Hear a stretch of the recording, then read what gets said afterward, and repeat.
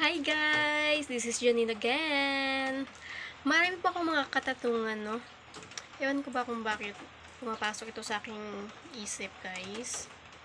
Una po dito ay, bakit yung mga mayayaman ay lalong yumayaman? Bakit nga ba? Ano ba yung kanilang mga sekreto, di ba? Tulad naman natin, kumakayod naman tayo, di ba? Bakit hindi tayo yumayaman? Sagot nga! Ayan po yung aking mga katanungan. Ikalawa, bakit pag mayaman, madali lang mapansin ang kapwa nila mayaman? Bakit tayo? Hindi nila tayo pinapansin. Lalo na't may kailangan tayo. Kunyari sa mga government, kung wala tayong kakilala doon sa itaas, ay, hindi nila tayo papansinin.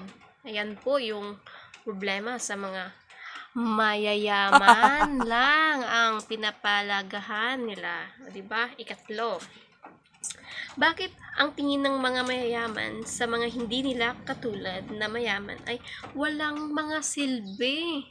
Bakit ba? Bakit? Kung wala bang mga taong mahirap? Bakit? May mga ano ba sila?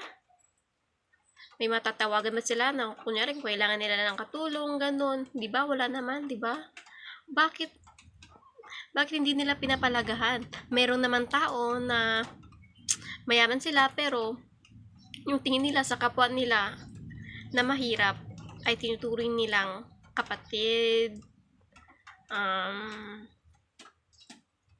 part ng kanilang family, di ba? Pero medyo meron talaga po na ewan kung di talaga nila pinapansin yung mga mahihirap.